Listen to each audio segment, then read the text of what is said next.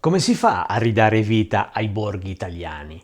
Non bastano slogan, nostalgia o buone intenzioni. Servono progetti concreti, seri e innovativi, capaci di valorizzare il territorio e di lanciarlo davvero verso il futuro. In questo video ti riporto ad Amandola, piccolo comune marchigiano di circa 3.000 abitanti in provincia di Fermo, dove sta nascendo qualcosa di molto speciale. Il protagonista è Francesco Galloppa.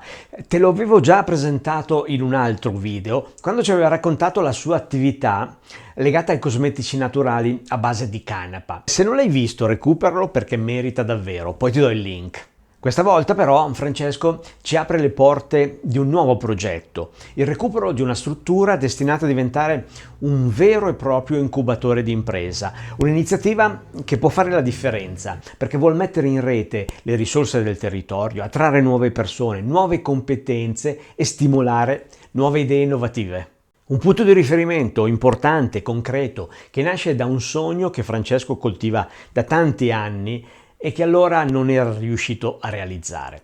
Oggi invece ci racconta come, finalmente, quella visione sta prendendo forma. Ci troviamo al centro storico di Amandola, questa è la parte antica. Ti racconto questa storia, inizia oltre 30 anni fa, ero appena laureato, torno da Roma con un'idea che tra l'altro avevo visto applicata nel mondo scandinavo, dove si parlava di lavoro nelle zone remote e loro parlavano dell'utilizzo delle strade informatiche, allora già si parlava di questa cosa per creare lavoro nel mondo digitale. Così venni qui con questa idea, fui presentato da un amico ingegnere alla comunità montana, locale comunità montana, mi siedo un po' timido, no, in questa riunione dove erano tutti presenti e subito il presidente fa: "Ah, è tardi, devo ir via", devo andare via. Per me, insomma, continua il mio discorso con dei signori che già erano abbastanza anziani, erano tutti molto seri, poi dopo ho capito che in realtà non capivano quello che dicevo, ecco, però il vicepresidente mi dette un po' spazio, per cui dice: "Vai, fai qualcosa, vedi quello che si può fare". Andai in regione dove conobbi il dirigente del settore informatico, lui mi disse: "Guarda, i bandi europei, che allora erano molto consistenti, non si parlava di percentuali che coprivano anche vicino al 100%, vengono completamente ignorati. Se tu mi fai una scheda, io li metto nel prossimo programma". Cominciai a lavorare su questa scheda, osteggiato anche lì dal presidente che diceva: "Ingegnere, ma qui abbiamo l'ISDN, no? Che non ci serve altro". Andai comunque oltre e presentai una prima bozza, dopodiché chiesi, allora non c'era ancora lire, non c'avevo una lira, io ero un giovane studente, chiesi 1 milione per fare tutto questo tipo di lavoro e non me lo dettero. Poi nel frattempo si innescò, diciamo, delle opportunità lavorative in città e tornai a Roma. Mi chiedo, no, se tutti i giovani, che non credo che sia stato un caso isolato, se tutti i giovani sono stati trattati così dalle pubbliche amministrazioni, è chiaro che ci troviamo, no, in questo deserto. Tra l'altro io allora non sapevo che era un'idea ottima, no? Per cui ho detto: "Beh, forse hanno ragione loro", no? Poi invece il mondo è andato in quella direzione. Comunque, tornando a noi, adesso dopo 30 anni c'è la possibilità di fare questo luogo di lavoro dove giovani possono, come dire, incubarsi anche dal punto di vista imprenditoriale. Abbiamo uno spazio, diciamo, idoneo e a breve inizieremo i lavori di ristrutturazione proprio per cercare di riprendere il discorso di allora, quindi avere banda larga, ovviamente la conoscenza del mondo ormai di persone mature e insieme ad altri imprenditori cercare di innescare una mentalità imprenditoriale sulle persone. Imprenditoriale che non vuol dire poi fare i soldi, no? Vuol dire creare valore con quello che si ha, a mio avviso. Poi dopo i soldi è una cosa necessaria anche per remunerare gli investitori, però principalmente bisogna imparare a creare valore con gli ingredienti che si hanno a disposizione. Prova a immaginare cosa significa davvero per chi vive qui. Siamo sopra il locale che dovrebbe essere poi utilizzato per questo scopo. Qui c'è una terrazza e sotto questa terrazza si sviluppa questo spazio.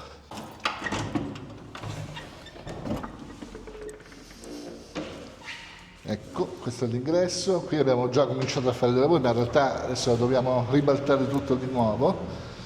Ed è un open space, c'è la parte, diciamo, oltre, che arriva fino a un finestrone che dà sui Monti Sibillini.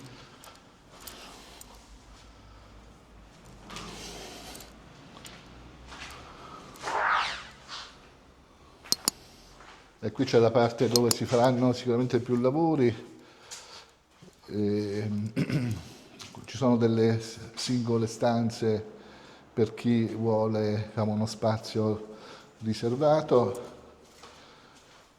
e anche degli spazi più grandi dove fare riunioni o diciamo, attività di team. Ecco. Questa è la finestra che dà sui Monti Sibillini, che purtroppo è brutto tempo, si vedono poco. Invece da questa parte verrà realizzata una foresteria dove le persone potranno mangiare, anche riposarsi o anche soggiornare per brevi periodi. C'ha un ingresso indipendente dalla via, pertanto può essere, diciamo, usata autonomamente rispetto allo spazio di lavoro.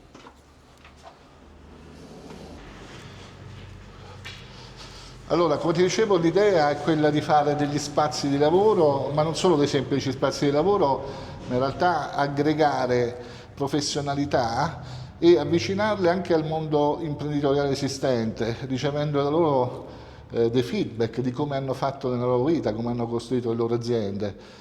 Che sono cose che sembrano banali ma sono fondamentali, sia per stimolare poi la fantasia dei giovani, ma anche vedere che ce la si può fare, ecco, soprattutto. Ovviamente la tipologia di aziende sarà, diciamo, un'azienda che sarà legata molto al territorio, anche di tipo digitale. Adesso qui abbiamo anche da poco la fibra ottica, pertanto con velocità, diciamo, da città, ecco. È da idee come queste che può davvero rinascere un territorio. Non servono miracoli, servono persone con visione e coraggio. Il mio sogno è quello di fare un incubatore un po' diverso da quelli che si trovano in città, non so, Luis Labs, Digital Magics, che partono da una soddisfazione di un problema, oppure dalla digitalizzazione di qualcosa che si fa già in analogico. Qui mi piacerebbe che sia un incubatore dove possa ospitare imprenditori che sappiano usare il territorio come degli ingredienti, attraverso i quali fare come un pasto ovviamente commestibile, remunerativo, anzi super commestibile, per cui super remunerativo, però utilizzando degli ingredienti che si trovano e combinandoli tra di loro. Un incubatore perché possa essere utile ai giovani, che possono quindi applicare le loro idee che hanno sul territorio, utilizzando l'esperienza magari di professionisti già diciamo, esperti della vita, e che possono quindi realizzare il loro sogno come a noi forse ci è stato negato a suo tempo. È da progetti come questo che può iniziare la vera rinascita dei borghi italiani. Non serve nostalgia, ma coraggio e visione. Questa iniziativa è un seme che può cambiare il destino di un intero territorio. Non è solo recupero, è futuro che prende forma. E chissà, magari qui potrai sviluppare anche la tua idea. E non è finita qui, mi sentirete ancora.